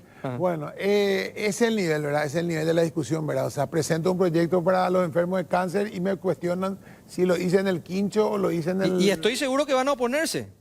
Y seguramente. Creo que esto va a quedarse grabado, estoy seguro que van a oponerse, van a buscar la forma de desmeritar, van a tratar de... O de trancar por o de alguna trancar de alguna manera, o de última hasta de ausentarse, ¿verdad? Estuviste esta semana viendo todo el desarrollo del tema de las nuevas derivaciones del caso Pechi y hubo varios hechos llamativos, arrancando por el tema de las aclaraciones de una de las imputadas, una de las procesadas y condenadas ya, María de Chacón, habló de que fue sometida a torturas por parte de la ex Fiscalía colombiana, época que la Fiscalía colombiana, el fiscal general cambió ahora, donde le querían hacer involucrar a un expresidente que ella nunca escuchó hablar. Y por otro lado también salieron cuestiones, lo dijo el fiscal Doldán, cuando salieron los reclamos de tus compañeros de Cámara, de la Comisión Permanente, ¿verdad? Algún grupo que quería hacer una reunión, primero Sesión era reservada. una invitación, después era una reunión reservada. Una interpelación. No tenían, ni siquiera tenían la potestad, tampoco tenían los votos. Por supuesto se declaró de ausente, o sea, ustedes no se presentaron, porque querían apretarle al fiscal a ver que les cuente algo totalmente fuera de la ley, que les muestre, que les cuente los detalles de la investigación, cuando eso es secreto sumario y cualquiera de los que está ahí, creo que alguno de estos troncos era abogado, sabía que no se puede, por secreto sumario, estar mostrando en la carpeta a todo el mundo que quiera verla. De hecho, solamente las partes la pueden ver y no la pueden comentar. Pero habla de una cuestión de politizar el tema Pechi a toda costa. Se ha vuelto un tema político, ya no es el tema del magnicidio de un fiscal que investiga el crimen organizado, sino que es cómo podemos embarrarle a nuestro enemigo político utilizando esto. Pero lo grave de todo esto, diputados, es que se involucran y se alían con la mafia directamente, con el crimen organizado, para que el crimen organizado les ayude en su objetivo político. Y cuando vos te asocias al crimen organizado como político, pasás a ser un político del crimen organizado. Y no es la primera vez, no es la primera vez. Acordate que tuvimos un narcoministro que vacacionaba en casa de narcotraficantes, ¿verdad? Que usaba su vehículo. Eso no es ningún secreto. Hace unos días veíamos un senador de los Estados Unidos condenado también por corrupción, y que se relacionaba acá con gente cercana a Marito en el periodo pasado, y que creo que fueron los que operaron también para que vengan las sanciones, o sea, una más, ¿qué le hace una mancha más a la Pantera Negra? Dice, ¿verdad? Yo creo que va por ahí este tema, ¿verdad? Y sería interesante, ojalá salga a la luz realmente, así como ellos preguntan, ¿quiénes están detrás? ¿Quiénes son los que están detrás y quiénes son los que son cercanos al crimen organizado al punto de querer involucrarle a un enemigo político acá a nivel nacional, ¿verdad? Parece que eso es lo que más cae de Maduro, y no las mentiras que ellos están queriendo instalar, que ya se desmitificó en más de una oportunidad, ¿verdad? Ya se dijo que no se le conocía a Horacio Cartes en ese tema, los implicados no lo conocen, contaron ahora, esta chica, María estaba contando que fue torturada para que pueda mencionar y ella no sabe ni quién es. Entonces es grave en realidad, esa sí es la parte grave. Ahora, el circo político de hacer una recesión reservada, de hacer una interpelación al fiscal, ¿en qué puede cambiar eso? ¿En qué colabora para el esclarecimiento de los hechos? Porque nos reunamos nosotros 5 diputados y 10 senadores y le digamos y nos al fiscal... va a contar hasta donde puede, porque no nos puede contar más. Es que no se puede, ni luego. el presidente de la República, no se puede, ni porque el si no presidente se de va la a Corte. caer la investigación, ¿verdad? O sea, es absurdo lo que se hizo. No suma absolutamente nada que yo me entere ahora mismo de alguna cosita más que sabe el fiscal seguramente. ¿De qué me sirve? ¿Qué voy a hacer yo? ¿Voy a irme a la selva a buscarle a los asesinos? ¿Qué puedo hacer? Más que simplemente enterarme hoy a la mitad del proceso. no tiene pues sentido, ¿verdad? O sea, eso fue una manipulación grosera, ¿verdad? De este horrendo crimen y encima y viene asusado por gente que se pasaron despotricando permanentemente contra el fiscal en vida.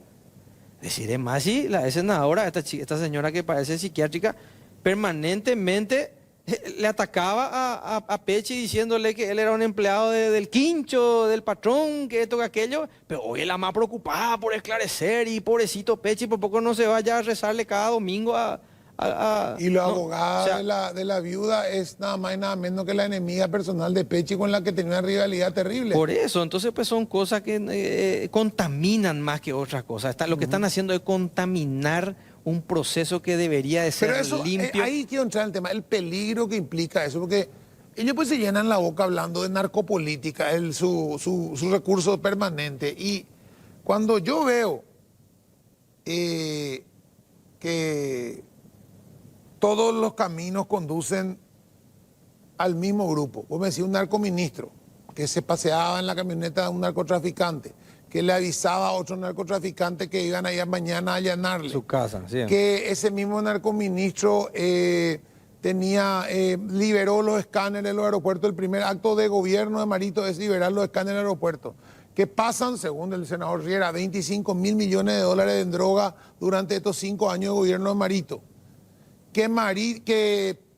Nuevamente, la intención, tienen contactos con criminales y con grupos criminales en Colombia para hacerle pedir a un criminal que diga el nombre de fulano dentro de su declaración. Quiere decir que la narcopolítica está, pero no está donde ellos dicen que están, sino está con ellos. Y esa narcopolítica no es solamente una cuestión de financiamiento a esos grupos se vuelven peligrosos, porque mañana vos, Rodrigo Gamarra, si sos el rival de su candidato, narcocandidato, te van a meter un tiro. Ese es el problema de esta cuestión. O sea, tenemos que analizar la gravedad y ver lo que pasa hoy en México, en Colombia, Sí. en Bolivia, en Ecuador, ¿verdad? Y asusta, diputado, porque si tienen todos esos vínculos con los narcotraficantes, con los que están presos, con los que están prófugos, con los que están... Y se nota que tienen una afinidad con ellos. Y ya mataron a un fiscal. Luego el fiscal, a los meses, matan al director de la cárcel que colaboró con el fiscal para desmantelar los VIP de Tacumbú. Y la ministra que fue perjudicada por ese desmantelamiento de los VIP de Tacumbú es la abogada de la familia del fiscal. Parece un mal chiste. Entonces me preocupa a mí a qué van a llegar, porque vos decís, estábamos hablando al comienzo, no tienen recursos políticos para avanzar. Entonces, ¿qué les queda? Así es, así de grave está, y esas son las cosas que tenemos que evidenciar, ¿verdad? Que tenemos que evidenciar, que la gente tiene que empezar a darse cuenta que esto no es un simple, no es un juego nomás, ¿verdad? No es que podemos reírnos nomás porque a veces hace su dibujito para tratar de desprestigiarle a alguien, no. Acá es grave, se pone en riesgo la vida de las autoridades. Se le muestra al ministro del Interior caminando cuántos guardias se tiene. le filma al ministro del Interior por dónde camina y si se va con un solo guardia, se filma la casa del presidente, se atenta prácticamente, se pone en peligro y en riesgo su vida al hacer volar un aparato encima de un helicóptero que está en vuelo, ¿verdad? O sea, esas son las cosas grave y también estamos viendo que con drones te pueden venir a atacar a tu casa también. Sí, hemos visto. ¿Verdad? Hemos visto cómo opera en el Medio Oriente. A lo mejor vamos a decir, no, es lejos. Mentira. Paraguay hizo En Irán se fabrica. En Bolivia se fabrica. Paraguay hizo una posición, jugó una posición muy fuerte al lado de Israel con el tema de la embajada. ¿Por qué no Hezbollah puede venir a operar drones por acá? Te repito, Bolivia tiene una fábrica de drones iraníes en su territorio. Bolivia. No es. Entonces, es momento de tomar más en serio la seguridad de las autoridades y de también poner límite a aquellos que sobrepasan la intimidad y violan, ¿verdad?, ya de manera permanente la seguridad de las personas, ¿verdad? Vamos a una pequeña pausa, diputado, y volvemos enseguida. ¿Qué te parece, director? Vamos con Bristol. Bristol con precios de locura en los aires acondicionados, en cuotas de 18 cuotas de solo 199.000 guaraníes. Además, contás con instalación gratuita, más un pack de regalo hasta agotar stock.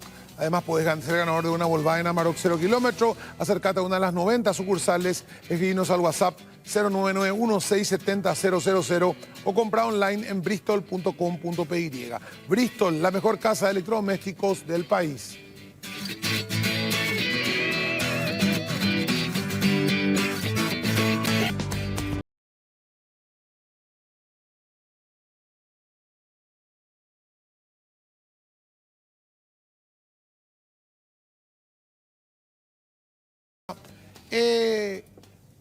Vos hablaste de internas hace un ratito, decía, ya que estamos tan aburridos, algunos se lanzan. Es muy pronto para hablar de internas municipales y de hecho para hablar de generales mucho más, ¿verdad? O ya es momento de empezar, se están manejando, ahí van las bases, se habla de nombres, se está ya moviendo a la gente a nivel de municipales o todavía. Se está moviendo, empezó a moverse ya a finales del año pasado, aquellos que ya tenían, o tienen mejor dicho, intenciones de ser intendente en su distrito, creo que fueron los primeros adelantados, ¿verdad?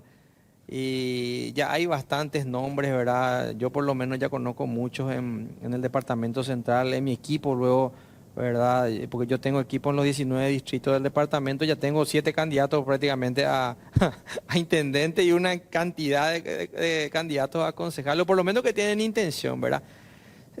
Sí considero yo personalmente que todavía es muy pronto, pero no está mal estar de cerca con la gente, estar de cerca con las bases, escucharle un poco y por sobre todas las cosas llevarle también el mensaje del presidente, ¿verdad?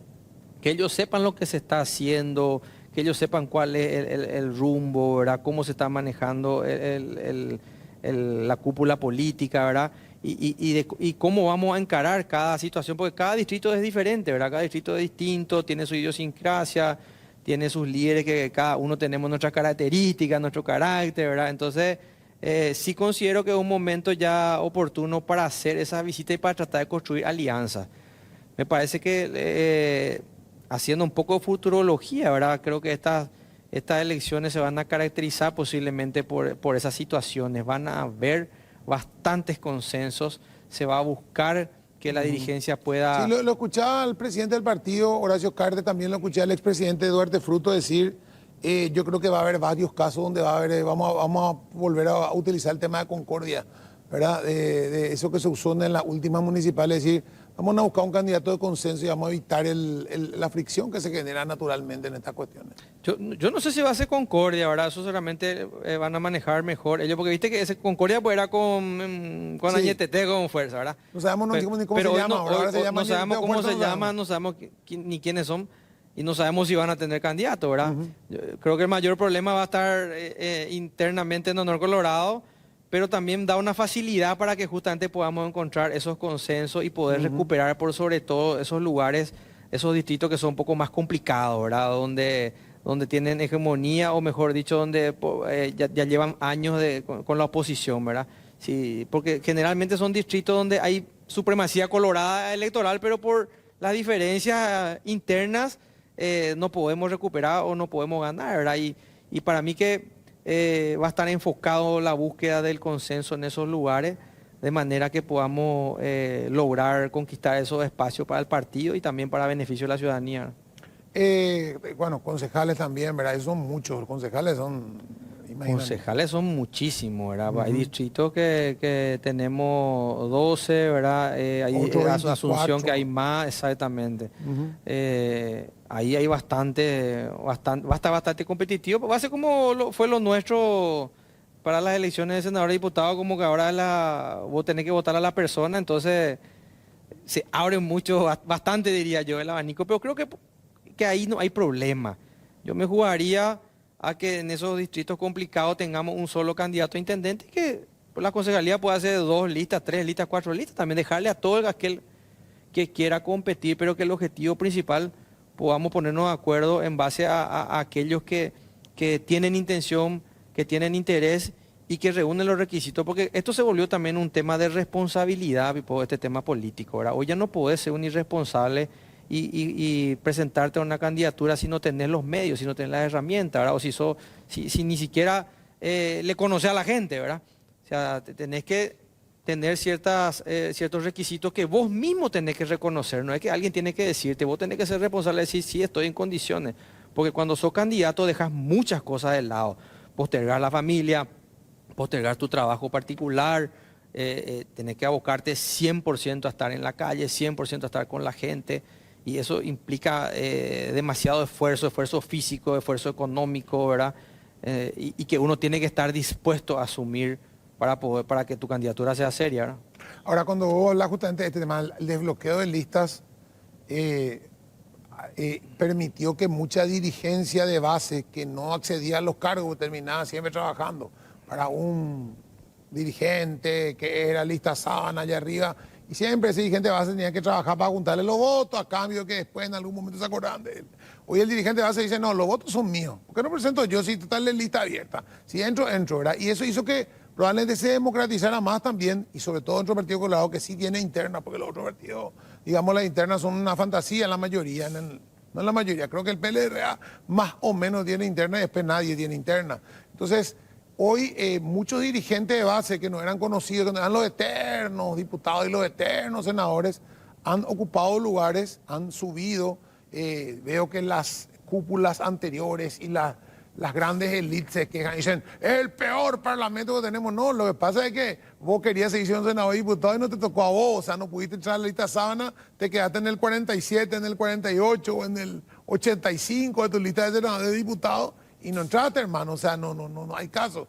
Y yo creo que es importante que la gente realmente conozca a su legislador, a su concejal, a su intendente, al que le vota, porque si no, siempre era, vamos a votar por quién, y por quién va el doctor fulano, y más al doctor fulano, y ahí allá de Asunciones, votenle, de allá de Encarnación, votenle por él. Y el tipo nunca pisó a lo mejor el territorio, estuvo 10 minutos y desapareció. Y hoy se vota por el tipo que está, como vos decís, trabajando 365 días al año durante los 5 años, no un mes antes o 2 meses antes de las elecciones. No, esto legitimó muchísimo los liderazgos y me atrevo a decirte que le premió a esa gente que siempre estuvo detrás. Yo soy uno de ellos, ¿verdad? Yo nunca fui candidato, pero siempre estuve detrás hace 30 años trabajando en política con las bases, con cada distrito. O sea, ¿ahora con que le conocían? A mí me conocían, ¿verdad? Yo era el delegado que me iba a representación de, ¿verdad? Y hoy ese premio vos lo recogés, ¿verdad? Ese trabajo de tanto tiempo, de tantos años de recorrer el departamento, de recorrer los distritos, de atenderle a la gente, de conocerle a la gente. Entonces cambiaron los tiempos y cambió el sistema político también. La gente tiene mucha más cercanía. Yo no recuerdo, y son mis amigos, ¿verdad? Los que eran diputados anteriormente, pero si compartía con ellos 1 o 2 veces en 5 años era mucho, ¿verdad? Hoy yo con mi electorado estoy de manera permanente, al punto que estamos de cena en cena, de farra en farra, ¿verdad? Compartiendo con ellos, porque tenemos una cercanía de amistad, ¿verdad? Tenemos ya un compromiso moral, tenemos un compromiso político, ya tenemos ganas de verle crecer a nuestro amigo también políticamente, de ayudarle a que pueda conquistar ese espacio que está buscando de liderazgo, y se juega en equipo, se juega en conjunto, juntos golpeamos las puertas, recorremos los ministerios, buscamos, pedimos beneficios para cada distrito, pedimos mejoras, ¿verdad? Y entonces eso es lo que cambió, y creo que esto vino para quedarse, ¿verdad? Acá va a seguir pasando, va a seguir ocurriendo de que van a haber renovaciones permanentes, porque este sistema te obliga a que vos estés en contacto con la gente. Yo no puedo agarrar y desaparecer y decir, vengo en 5 años, voy a buscar otra vez a mis amigos. Me van a cerrar la puerta, ¿verdad? Me van a cerrar la puerta. Hoy es el momento donde la gente le tenés cerca, y sí también implica un mayor compromiso, una mayor responsabilidad, pero implica que vos tengas que jugar con la verdad. Vos tengas que decirle la verdad al dirigente, al amigo, al correligionario. No podemos mentirle. Tranquilo, quédate nomás tranquilo que vamos a conseguir esto, vamos a llevar al empedrado a tu zona o vamos a hacer que se baje acá la luz. No podés. No podés, porque si es una mentira no va a ocurrir nunca, va a llegar un momento donde se te va a reclamar. Hoy tenés que hablar con la verdad y tenés que decir qué se puede y qué no se puede, y empezar a desmitificar un montón de cosas que antes la gente tenía en su cabeza, que creía que el diputado o el senador puede levantar el teléfono y hacer lo que se le canta.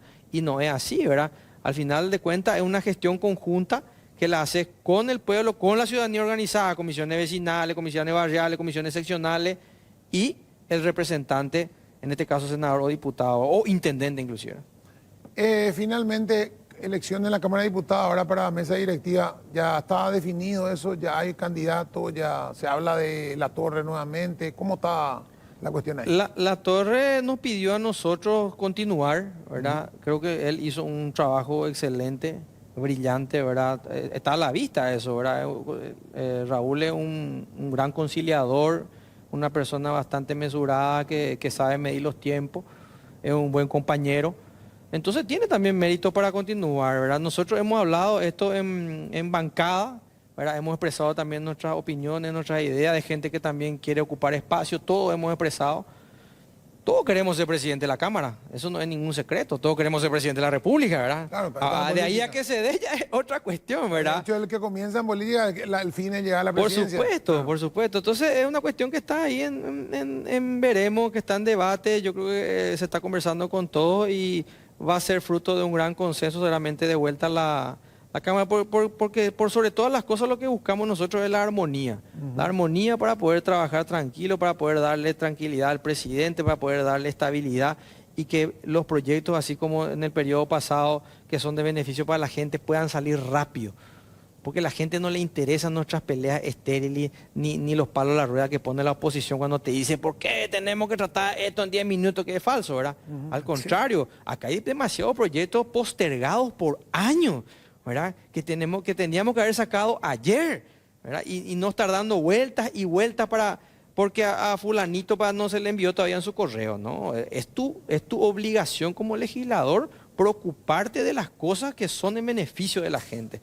Entonces, por ahí viene la mano y creo que seguramente a comienzo del periodo vamos a empezar a cerrar un poco los números y definir eso, ¿verdad? Finalmente, para decirte nomás, de hecho vos lo que decís, vos lo reconoce el propio presidente, dice, no tengo más que agradecer, más que palabras de agradecimiento para diputados y senadores, porque todo lo que le mandé se ha aprobado, ¿verdad? Todo lo que proyectos que le he enviado diputados y senadores han aprobado, Por eso yo pues soy uno de los que más confronto con la prensa enemiga, porque para mí ellos no son prensa, son medios de comunicación política, ¿verdad? Destructiva, porque nunca cuentan la verdad, siempre tergiversan, solo quieren dejarte mal, esa nomás es su misión, no es cuando vos presentas un proyecto interesante ni van a publicar ni te van a preguntar. Pero ¿por qué te digo esto, Pipo? ¿Verdad? Porque yo creo que nosotros tenemos que sentarnos a construir agendas productivas. Tenemos que enfocarnos en defender lo que el Ejecutivo hizo, un análisis exhaustivo para su hoja de ruta. Y a veces pues, este equipo de comunicación enemigo te pone el diputado más improductivo fulano de tal. Pero esa persona posiblemente es una de las que más opina en todos los proyectos que vienen que tenemos que defender del Ejecutivo. Pues nuestra función no se limita a presentar un proyecto de ley.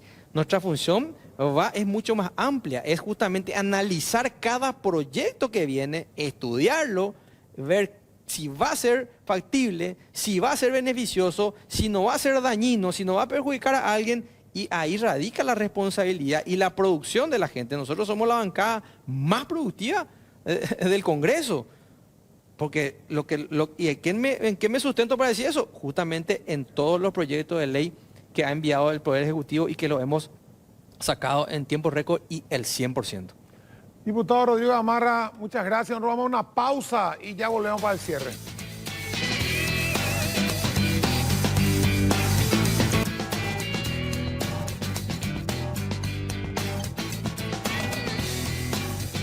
Bueno, señores, llegamos al final del programa del día de hoy. Domingo, primer programa del 2025. Ya el domingo que viene, con la presencia de Jorge Torres acá, vamos a estar juntos haciendo el segundo programa. Arrancamos la 10ª temporada de Caro Cruz aquí por Unicanal y Canal 13, Canal 13 Unicanal. Para todos ustedes, gracias por la compañía, por la sintonía y nos vemos el próximo domingo. Hasta pronto.